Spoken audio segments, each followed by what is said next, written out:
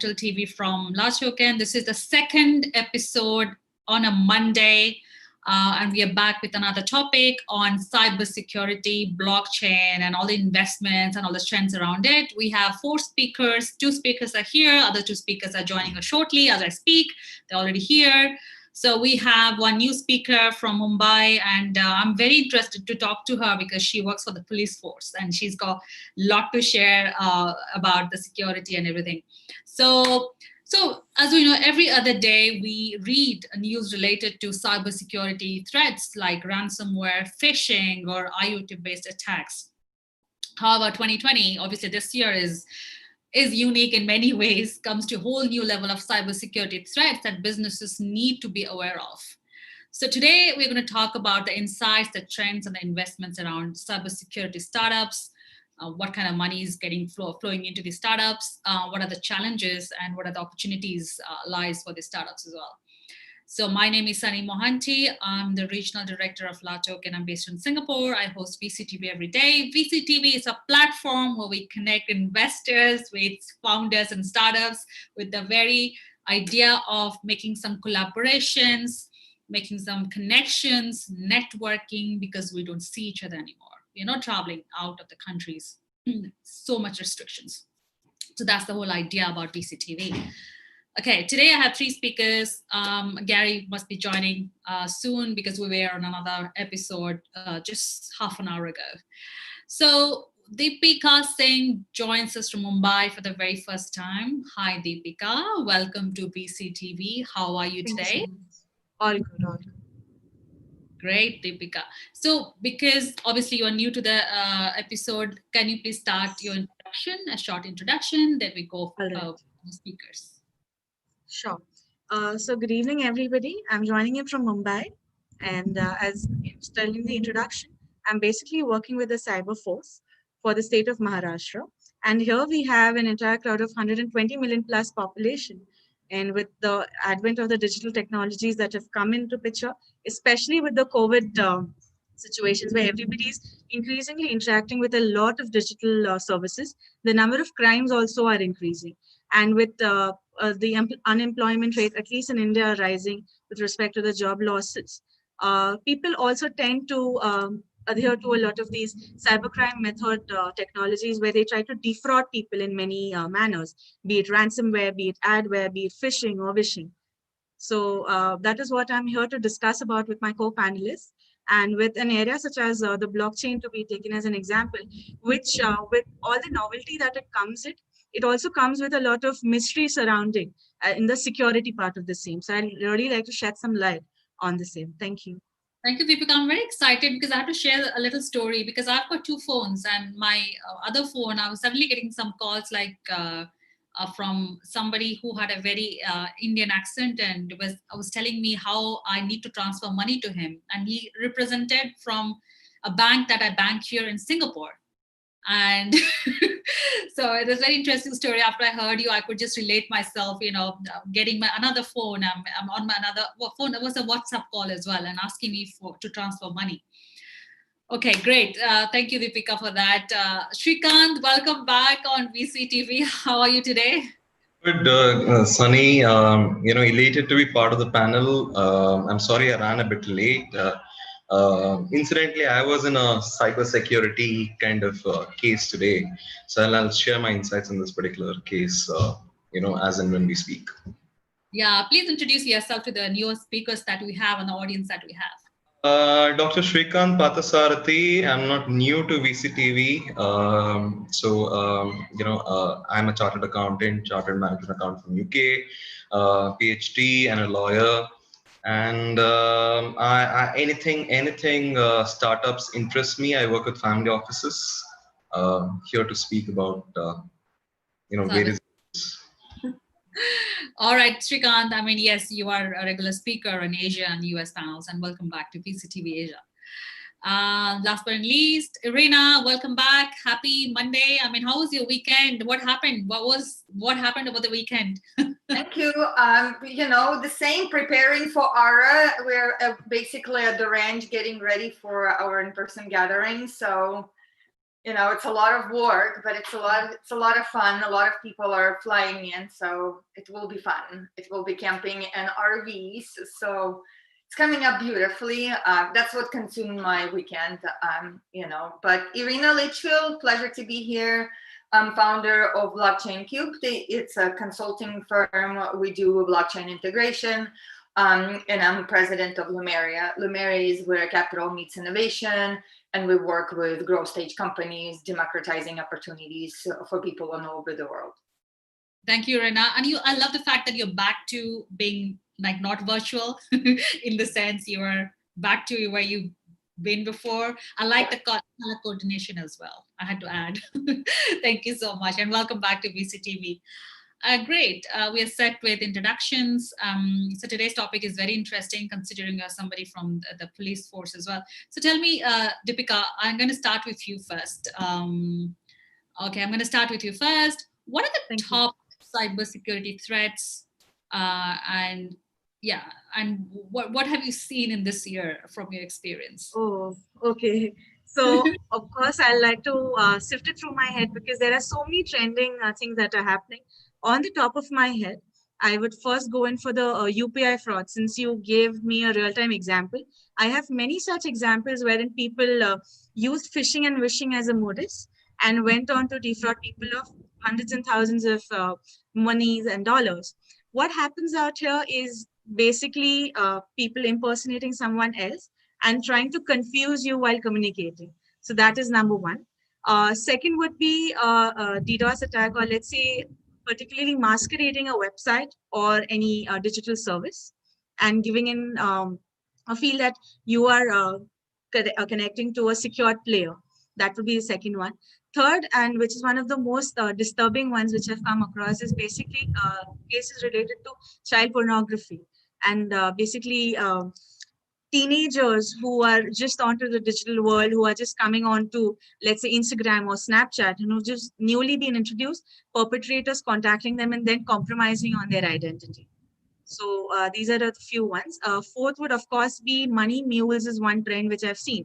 So all of this money which is defrauded through many of these techniques used by the perpetrators, it leaves out from the banking system, and that is done by an operation known as money mules. It's basically, if I know a person who has just got a bank account and does not have much money, I can contact the person. I'll tell him that you will get X amount of money and I'm okay to give you X by 10 commission in order to just receive the money.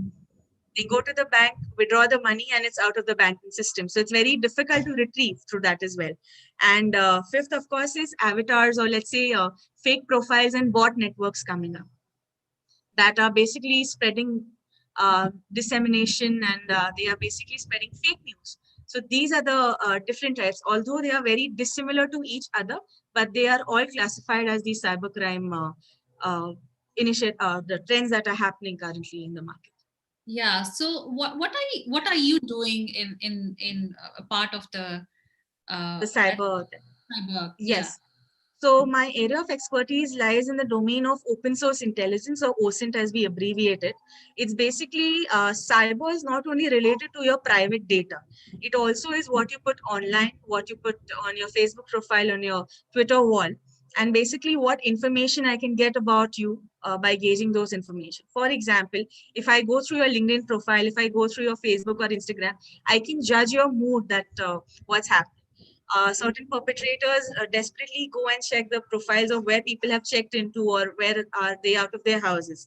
It's just taking publicly available information and using it to your own benefit. So that is OSINT. And second is basically malware analysis.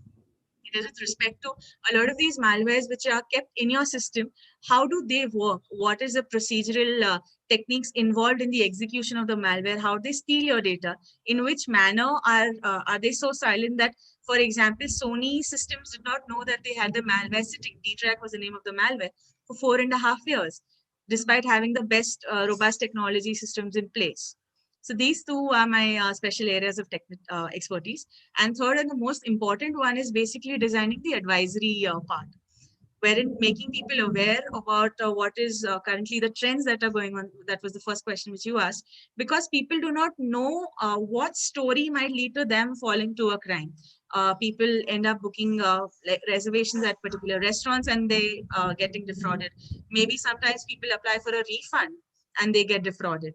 So all of these instances have to be put out in the public domain in order to make people as aware as possible, and also of the techniques that people are using. So one trick that I used, I took the perpetrator's number from the victims who'd come to register the case and actually spoke to them, Wow. posing as a customer or something, so that I could get in all the loopholes that they are exploiting. Maybe, for example, with respect to a QR code, they'll send you a QR code, they say you scan it and send it over. Of course, in the QR code, you really have to see the amount that is mentioned, because a QR code is self-sufficient enough to contain all that metadata. Right. So this is how I got the insider's view from what they are viewing. And the last is about corroboration of evidences. So with respect to the police, since a long time they have been dealing with, and Mr. Shrikant will be supporting me in the same, they are dealing with a lot of evidences which are physical in nature. What about preserving the digital aspect of these evidences? We may say that, okay, my account was hacked, but there are no traces of, let's say, a login happening. So unless and until Facebook intervenes or Twitter intervenes or any of these platforms intervene, we won't be able to get the inside information or the metadata that this crime is happening. Got you. Wow. So many things that I didn't know about. Thanks, Deepika. I think I'm going to talk to you more about this offline as well after this. Certainly, certainly. Shrikant, over to you, considering you have back-to-back and you're going to be leaving us soon. So what was this cyber security case that you wanted to share with our audience today? No, we see on a daily basis, I think Deepika has covered pretty much, everything that I had to say about this particular case. It was again a UPI fraud, which went to a lower level court, and, the masquerading person had many accounts and so on and so forth. Now, those of you who are aware of a particular documentary, or rather a particular show that we have in India called Jamtara, which kind of encapsulates the fraudulent activities that happen in an online space in India. Right. Now, I will not concentrate on that, Sonny. Yeah. Indian cybersecurity is a $2 billion market, Wow. and I would estimate $2 billion. And we have recently started making investments in cybersecurity. And the outlook looks positive, because cybersecurity kind of gains importance, especially when you have a crisis, especially when people are home and they're wanting to make payments and so on and so forth. An important thing that I would like to share with you, the newsfeed that just came to me, a biggest grocery supplier in India, a platform which supplied grocery and which was in talks with a very leading retail chain, kind of let go of almost 20 million user database, right? So you have a fraudulent transaction, and then you have data which is out there, which is violating GDPR norms, which is violating the privacy norms. That is also a investment that startups need to consider. So we have something called CERT-in, CERT-in, investment which is happening in India. It's a space to watch out, because nobody understands this particular market, and subject matter experts like Deepika are the ones who can understand this really well. So I see a lot of activity happening in areas where we venture capitalists, we don't understand. What is CERT-A? So it stands for, Deepika, would you like to? Yeah, no problem. I'll take it from here. So CERT is full form for Computer Emergency Response Team. And you must have heard the name of General Pant. In the news, he keeps on featuring, particularly related to cyber matters. So he's the one heading India's CERT. With respect to the cybersecurity structure in India, CERT is basically heading the cyber coordination centers. And each of the state nodal agencies have to respond to that. And all of the district or the city level agencies have to respond to the state level agencies. So it's basically a hierarchical structure. Right, got it. So thank you, Deepika. Shrikant, have you made any recent investments? Are you planning to make any investments in this startup? Evaluating possibilities, Sunny. I am in talks with a particular company which is providing some kind of security for blockchain. So it adds a particular layer of security we are in talks for investing about $1 million over there. So, the good thing about $2 billion market is it's largely untapped. People don't know what exists. It is largely in consulting mode right now. There are no products, real products out there. I think we are moving from a consulting economy to a product economy very soon, which will result in the kind of GMVs and the, the target market, which will be larger than what we see right now. Oh, wow. Great to know. So founders who are looking to get funded, you know who to contact. Thank you so much, Shrikant. Irina, over to you with your insights and trends. What do you see in the cybersecurity space? Well, particularly for the blockchain, as we're getting, as Bitcoin prices climbing up and we're getting closer to real bull run, we start seeing really good old phishing, so people impersonating to be you. If you have been impersonated, it's kind of like a thing that people do. One of the things that's really big ones is in Telegram, they'll just kind of go and switch one of the letters that sounds like your username, right? So, and then it's easy to download your picture and make your profile look exactly the way yours look. And often this simple phishing, I'm amazed it works still, because it's like, I don't understand who does this, but they'll just kind of reach out to your contacts, research contacts, and start asking for money, right? So send me money, I'm in trouble. That's very, very normal phishing. Also, those that are doing crowdfunding, often through that use this groups platforms, basically people will go and fork out their own separate platforms and will start doing that. So send me money to this, Bitcoin address or Ethereum address, and kind of and then do that. Again, I'm amazed it works. I don't understand. But I think it also, we have to remember that as we have a lot of new people coming into the space, it's so complex. It's just something that's not a traditional finance for them. Even though it's becoming traditional finance, they kind of almost don't have that, when they would have been cautious, they maybe are less cautious because they already are a little confused and they don't really understand, kind of the industry. So they try to get involved and often become the victims of the crimes. And I do believe that a lot of people, when they say, when we hear about, let's say, ICOs, when they were happening, and people say it was like, oh, it was all a scam. I think it comes from the fact that there were so many scammers and fishers, and they're just part of life. I mean, look at Bernie Madoff, right? Like, some of the biggest financial crimes in the world have been done under the nose of SEC and, regulated by them. And, the crime does not sleep. They constantly adapt. To me, I'm hoping that we're becoming more kind of sufficient and effective in understanding kind of how to deal with that, and hopefully can build better on and off ramps for new users to come in and be able to participate in what blockchain is. But on the other hand, too, for regulators, for tracing money laundering, right?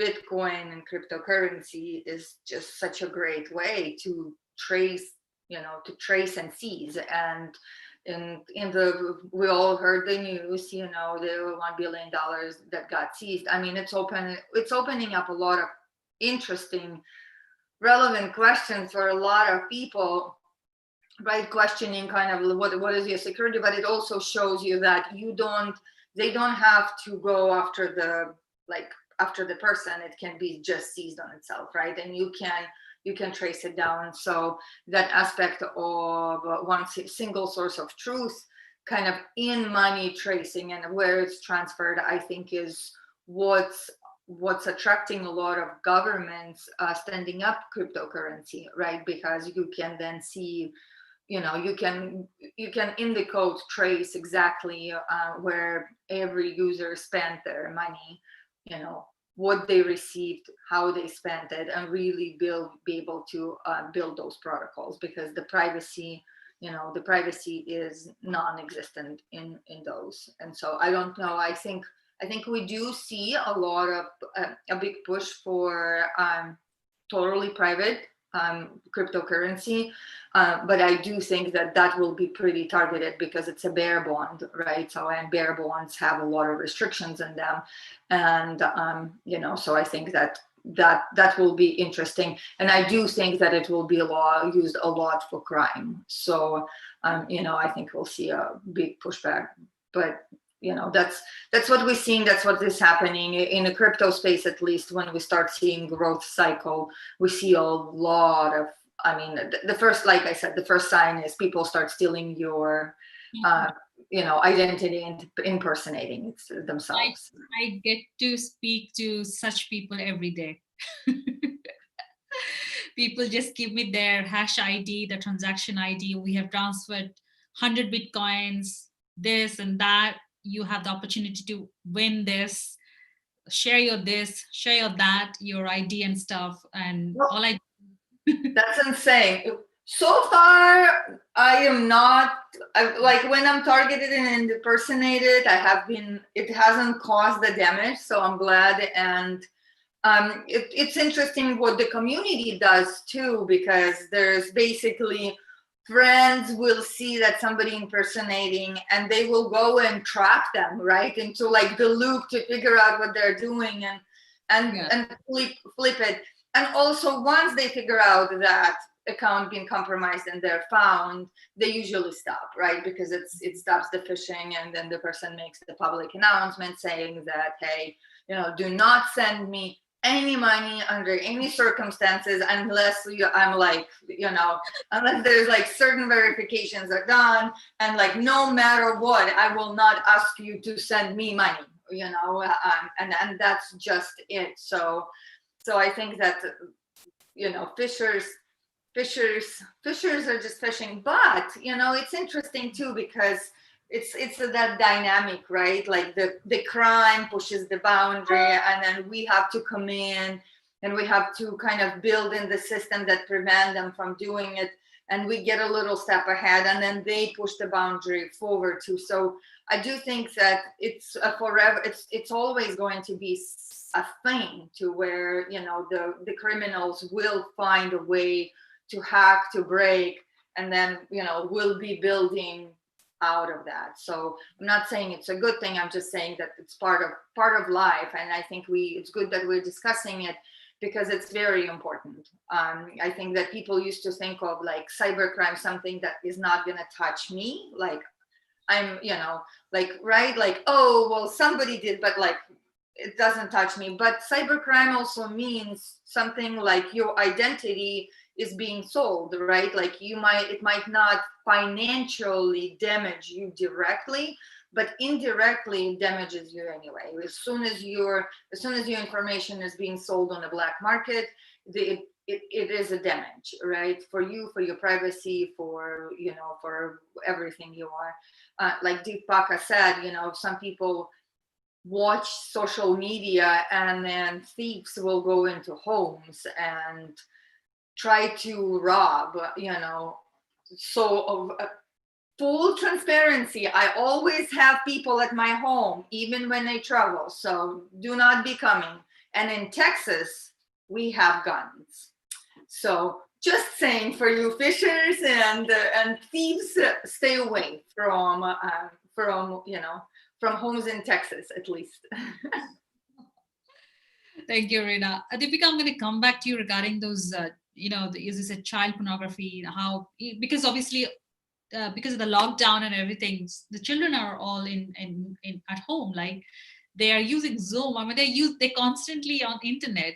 I'm going to come back to you. Gary has just joined us. Gary, hi, welcome to VCTV. Yeah, sorry, we have a tropical storm and our power went down, so it just came up again. So we've got 85-mile-an-hour winds coming in right now. I hope you're okay. Yeah, I'm fine, no problem. I got a hurricane-proof windows and are resistant anyhow. No problem. Got it. Thank you. Thank you for joining us again on the second Sure. episode. VCTV. For those of you may not know you, please can you just introduce yourself? Yeah. My name's Gary Fowler. I'm a serial entrepreneur, and I've done 16 companies, 2 unicorns. I'm an investor. I love artificial intelligence. And by the way, I'm doing a lot with cybersecurity. Actually, I have the top cybersecurity expert in the world. Tomorrow is going to be on a podcast with me, and then a former Department of State, U.S. government, a global person that deals with, Dave Luna, deals with missing and exploited children and also illicit trade, is going to be on my show. Both of them are advisors, and Rick Orloff worked for Steve Jobs and also at eBay. So he was a chief security officer for Apple. And it just, anyhow, I love that, love artificial intelligence and the different ways it can be applied, computer vision. I write a lot. I just wrote an article in Security Informed on cybersecurity last week. And I'm writing an article right now in quantum computing and cybersecurity also, because it's going to apply not to just the blockchain and that. And that's it. I'm a country boy from Pennsylvania. Thank you, Gary, and welcome back to VCTV. I think I have remembered that. That's sitting in my memory right now. I wouldn't forget. So Deepika, I think children are much more vulnerable in the sense they don't know what they're clicking on, because I see them clicking on because they see a pop-up and it's attractive and grab their attention and they click it and there you go. There's something inside the computer, and the laptop might be used by an adult in the family. So how to prevent this? Because this is like children are all at home right now. They're using laptops. Correct. True. So basically, with respect to parental control, the parents are at a huge disadvantage given that the children are way ahead of them with respect to the cyber intelligence part. They know what loopholes to exploit. They know how to get in through the passwords. They also know how to open their parents' phones with facial recognition and the fingerprint recognition coming in. So I've seen my bosses at cyber. They've told instances where when they would be sleeping, their children would come, take the thumbprint, open the phone and go away, start playing game. And many of the times where the family has their iCloud account linked to the same credit card, the children are playing games, they're addicted to the game and gaining in the coins. And then the parents would get messages about how $100 being debited on this side because the credit card details were exposed.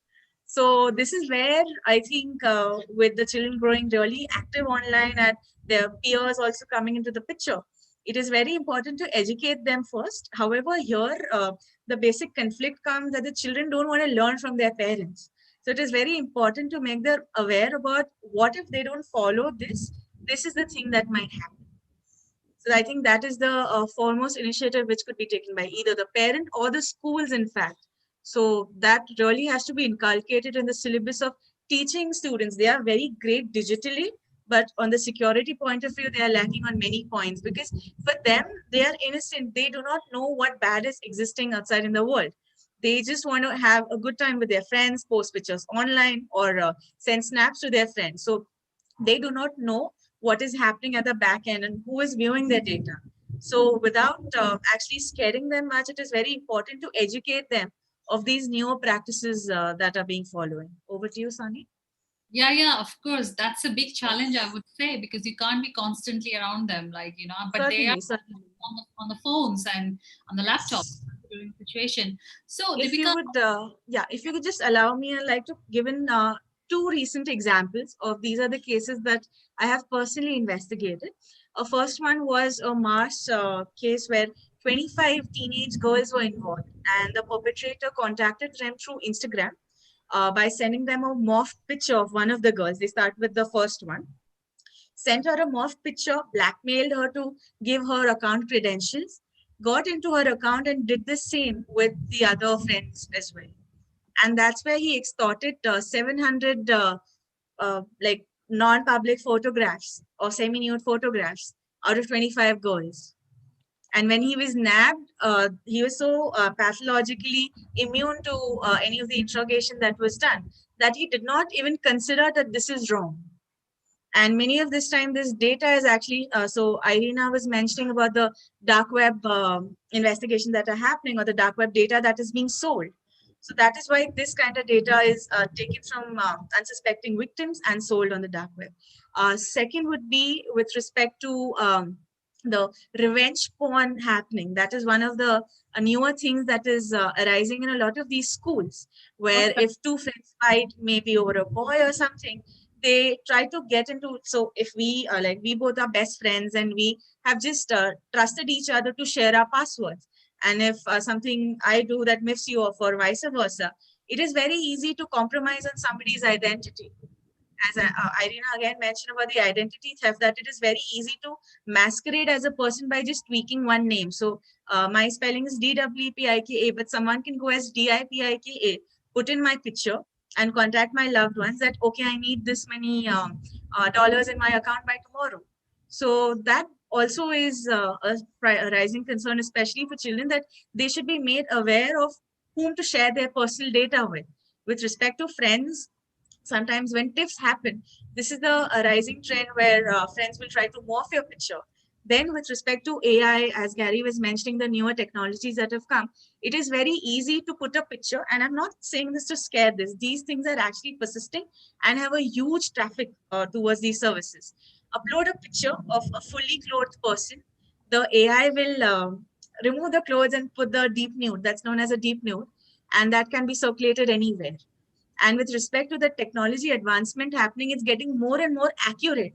It is taking over your skin tone, it is taking over your body shape, everything into consideration, and then putting it. And second, with respect to deep fakes, we all know the famous videos of Mark Zuckerberg or ex-President Obama being circulated, and they were trying to say something else, but their lip movement was actually masqueraded and morphed in order to suit what the perpetrator wanted to say.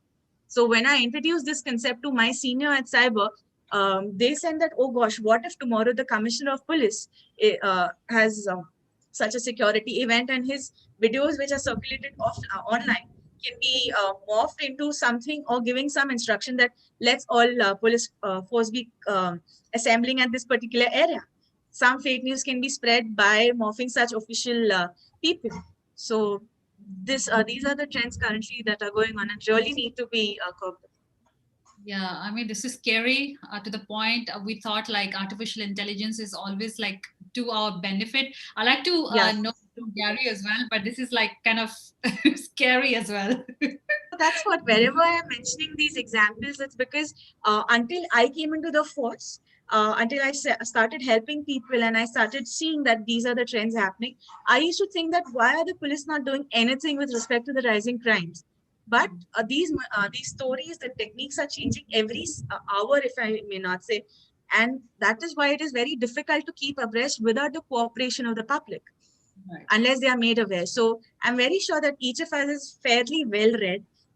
We know all the loopholes, but unless this happens to us, nobody is very what do you say, proactive, because cybersecurity is treated as a domain where attention is given only after the crime is done. Has been done. It's basically getting a health insurance after you've broken your hand. So that is what I would like to compare this That's to. the whole purpose of this episode, to enlighten people with these kind of trends, and that happens with cybersecurity as well. I mean, that's why it comes into play.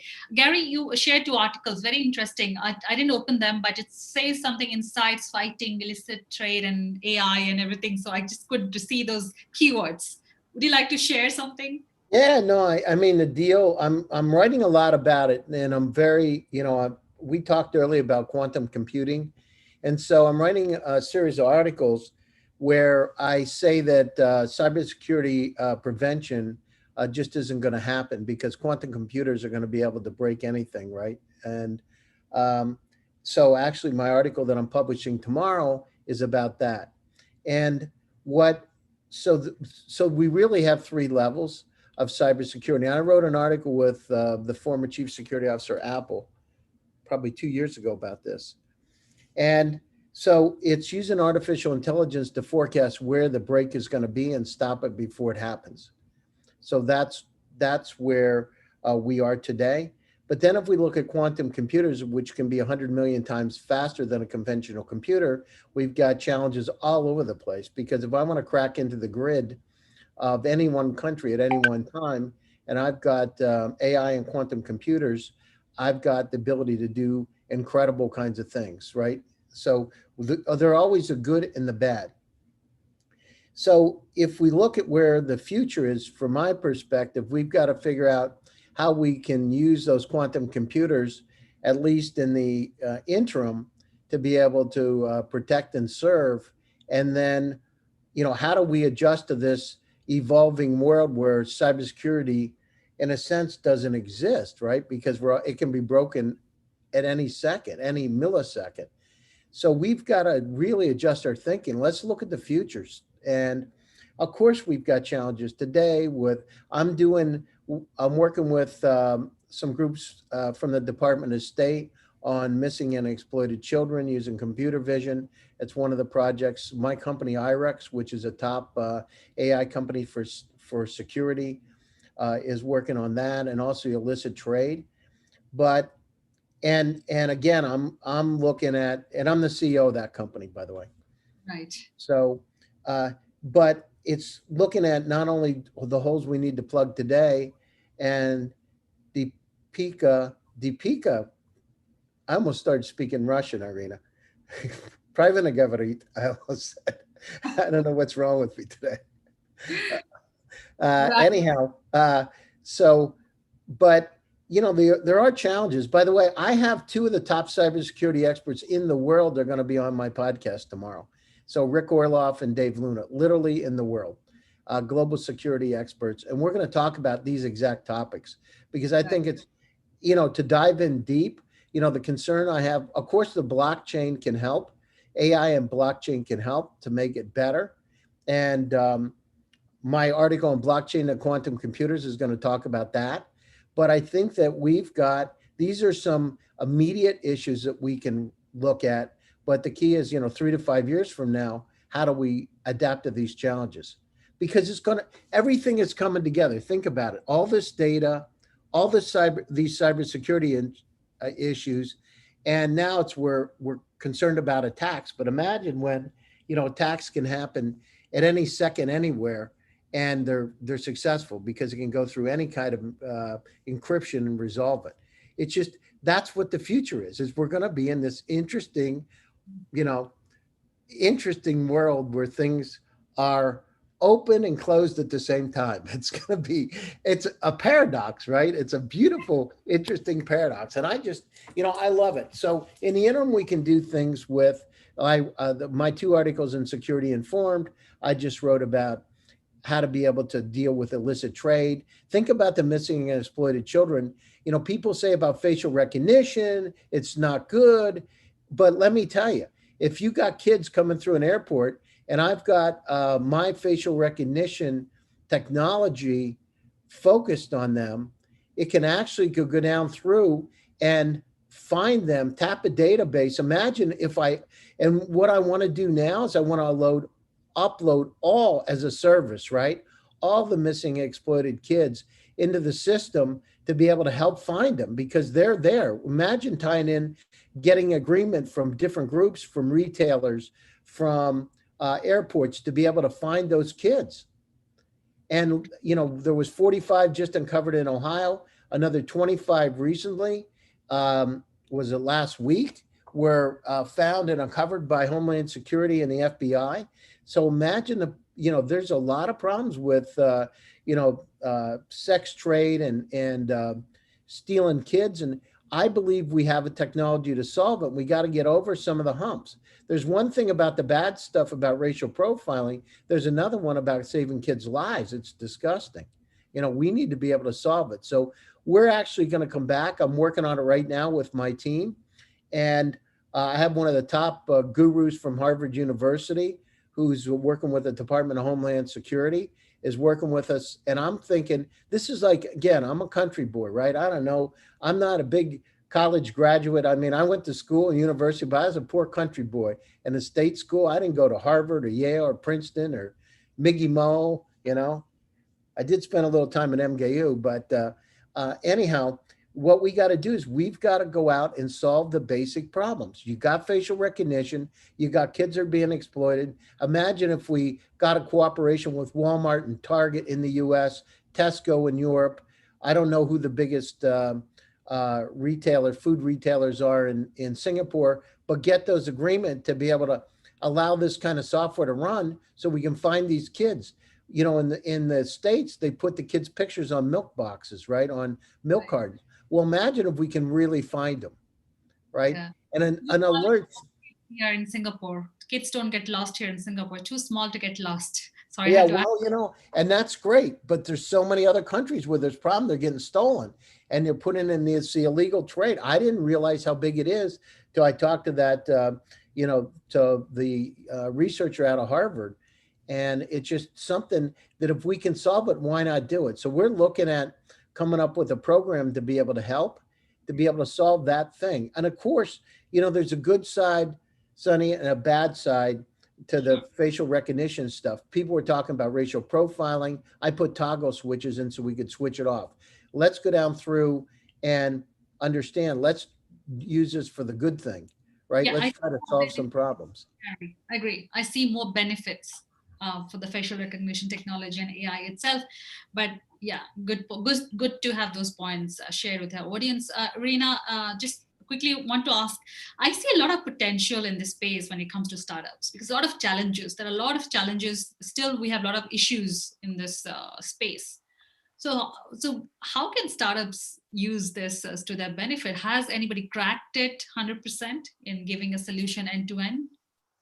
I mean, not really, right? Because the envelope keeps getting pushed. It's that dynamic dance that keeps happening. As soon as we solve something, there's something else new, that new innovation that comes in that is not just quite known. Like Gary said, quantum computers are when we actually can deploy them, when it's not too expensive for us to be able to deploy them, it's going to put everything upside down. I mean, it's just going to be insane. And people assume that somebody smart will come up with solution, but there's obviously periods of time when the solution is not built yet. So Brittany Kreischer, Own Your Data. I don't know if you guys know her. She did the Cambridge Analytica whistleblower. So she talks about privacy a lot. And her goal is to educate our children, right? And that basically, I think that if you're an adult, unless you're specifically dedicating your life to cybersecurity, to security, assume that all your information is in a black market. Assume that your passwords are hacked and they can being sold all the time, right? It's just an assumption. You have to make those steps to be able to prevent yourself, and then, to undo the damage that's been done, it requires even more work. But for our children, it's not quite reality yet, right? So educating our children about the importance of privacy, of really digital intelligence is very, very important. What is their digital intelligence present, right? And how do we use their skills to be able to go and hack their parents? Because that's what they do, right? Like they go and hack their parents. How we need to make sure that we have those conversations with them to where it's not that, oh, you did something bad, is that your privacy matters a lot. And when you go over a certain wall, you get exposed, and you expose yourself and you expose your family as well. And I think that maybe letting children hack their own privacy, meaning that hack the internet in a way to where they can create different avatars, to where they can use that intelligence, because children are gonna go and they're gonna want to try to outsmart. If you tell them you are a bad kid, nothing is gonna happen. Like they're just gonna go and keep hacking you, right? Like they'll hack parents. But if we can allow them to hack kind of hack that privacy problem, we can then use their intelligence to really live their life and be in a space to where they're aware that there are consequences associated with that in the long term. Because once you become exposed, once your information is out there, it's out there. You're just there. And so, it's just kind of like it's a catch and run game, right? It's a dynamic relationship. But I encourage you guys checking out on your data foundation. Brittany is brilliant. She's a great friend. She'll be speaking at our conference too. She's coming in. She'll be camping with us. I think that these topics nobody really has the answers, right? Nobody does. Right now we're just kind of trying to fix problems. There's a broken hand. We are making a scan and putting the cast on, but we need to get to a point to where we can prevent those arms from breaking. And it's a very challenging and hard question. Yeah, agree, Irina, but thanks for sharing those insights as well. Deepika, quickly, what kind of investment trends do you see? You've just told us so many things happening. It requires it requires money as well, right? To invest into technology, invest into people. So what kind of investment trends do you see, and what startups currently invested into this cybersecurity that you can share with us? So particularly in India, as Dr. Parthasarathi had pointed out, we are more inclined towards the service-based rather than a product-based service that is coming out here. Because here, at least with the cybersecurity products, they already have to be really end-to-end. So I might take a few names, let's say Lucidus, which is one of the startups creating a cyber rating software. However, if we place that with respect to any particular zero-day attack or something happening, no company would be fulfilled with respect to, okay, I'm okay with just knowing how vulnerable my system is. But everybody wants certain level of security measures to be taken. However, here what I see is the Indian presence of the multiple foreign-based, let's say Kaspersky, or let's say the Israeli-based startup companies such as Checkpoint, or let's say Skyview. These are the ones which already have started getting their presence in India in the landscape with respect to tying up with not only the government sectors, but also with the private ones and servicing to them.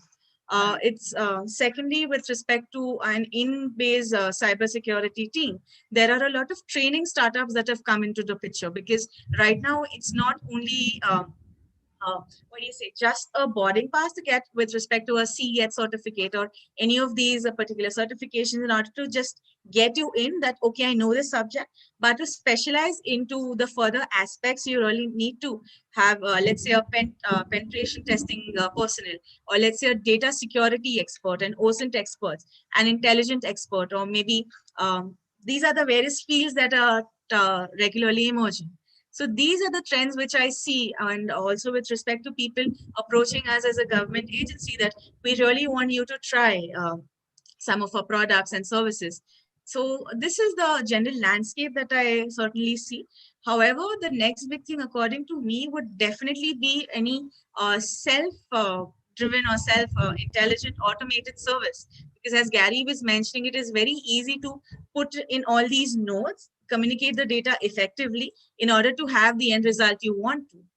So that is what is my input with respect to the landscape in India. Right. Thank you, Deepika. Gary, so what kind of investment trends are you seeing in the space as well? Because there are lots happening, as Rina and Deepika rightly said. There's a lot of issues still in a loose ends. So I mean, do you see a lot of money flowing into this space? Yeah, I mean, think about it. So I had Samir Sharma, who's one of the top gurus in smart cities on that I talked to a few weeks ago from Intel. He's a general manager at Intel. And think about smart cities. I mean, smart cities need to become intelligent, not smart, right? There's a difference. Yeah. And so there's a ton of money being placed. Why? Because there can be efficiency. So not only do we have security, but we also have efficiencies within the system. And he related this simple fact, and that red lights are only on an average changed every 8 years. But think about how traffic flow changes.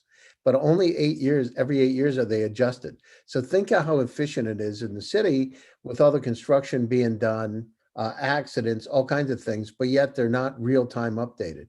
So this whole thing, it's like the Germans have a phrase, Gestalt, the sum of the parts equal the whole. And this is really where we need to go. Things need to be integrated and work together. So that same system for cybersecurity we have, as security we have, can also be used for distancing, social distancing. So we can use it to find out how far people are away from each other. Those same cameras that we have, agnostic, where camera agnostic, can be used to go down through and to be used now to train, to understand who's coming into a specific, whether it's a missing exploited child, whether it's somebody that's, you don't want to have come into something, and then a message is being sent out. The other thing is, in the beginning of this COVID pandemic, we started to use Hikvision cameras and tying those cameras in for thermal analysis. So somebody coming in, we could actually do fever detection and put a flag up. We're not saying 100% they shouldn't come in, but at least raise a flag. You might want to check them out. So use the technology that we have. It's funny because we have all these great things, and now this digital transformation over the last 9 months has made us understand it's like an Indiana Jones movie a long time ago, the third one, The Last Crusade. Sean Connery says to him, "Use it wisely, son." I mean, that's right. It's pretty simple. So, the trends are, we are coming much more integrated. The amount of data coming at us is growing at 62% per year. We need to be able to analyze that data and make some really smart decisions, intelligent decisions. So companies that take data, analyze it, are integrating smart cities together, involved with the Internet of Things and sensors, and can really make an impact. So it impacts us, and Irina loves the sustainability and her farm. It impacts us from a sustainable standpoint too, because as we become more efficient, we reduce carbon emissions. So, the thing is, the challenge is, we talk a lot, Sonny, around the world. We talk a lot, but when it comes to action, the reason Eric is worth 19 billion from Zoom is because he did it against all odds. Look at Elon Musk and Tesla. They said, "Oh, it's never going to work. He's crazy. He's a loony scientist. What's wrong with him? What's happened to him?" PayPal, SpaceX. They said that was SpaceX. What's wrong with him? He thinks he can fly. And I know Irina likes this too. And now look at it. "Oh, I'm not worthy. He's a god. He's a genius. He's Tony Stark." So, what we got to do is, those incredible minds will move things forward, and we've got to believe in our dreams and do it. And now we understand our population has quadrupled in the last 100 years. We've got 7.9 billion people on this planet and growing. We have less Earth to be able to go down than we had before. People are now getting less potable water, right? They're drinking water. So we got to figure out ways to be able to make ourselves more efficient.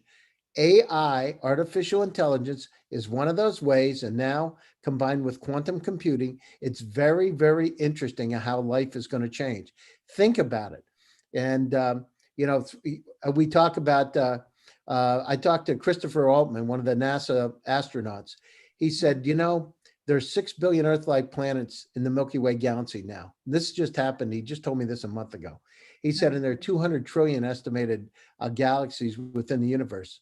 He said, it's not till you get up in space and look down on the Earth that you understand how small it's a life-changing experience, how small we really are, right? And all these fights and all the things that we do to each other. And he said, but when you're out there, you understand that life is a whole lot different, and there's a whole lot more. We need to think about how to get out and explore. Forget about, wrapping each other over the head with a ball bat. Let's figure out how we can change the world, and let's figure out how we can live in peace. Let's use the data we have. Let's make ourselves more sustainable and efficient.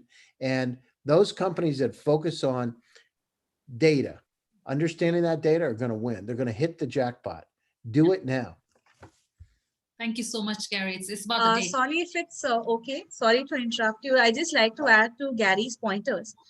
He was very right in saying the amount of data we are being hit with on a daily basis, and that will result into a lot of data breaches. So with respect to the trend of, let's say, a particular company scanning the dark web e-commerce shops in order for any of the data breaches, where before selling, if the company could be made aware that these are the personal information that already has been put out, and this is how it has been compromised.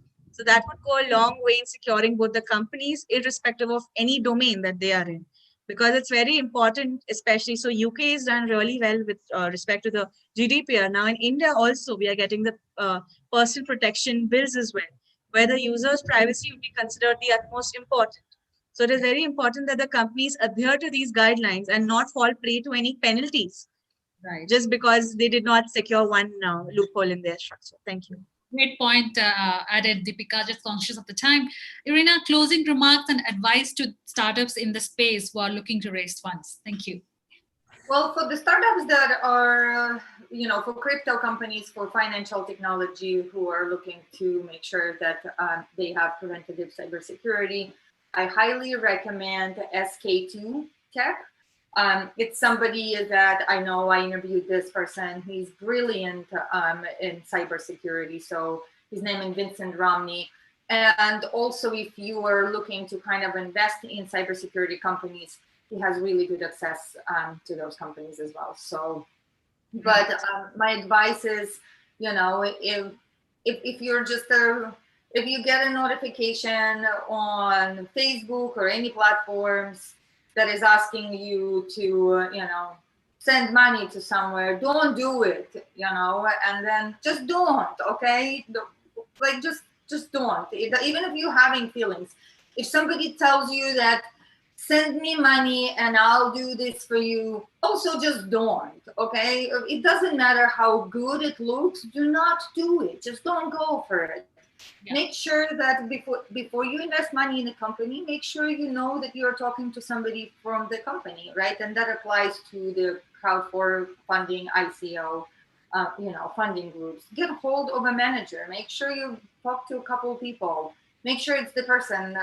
Verify, and in general, just don't send the money to people, okay? Don't, unless you know and it's verified and it's 100%.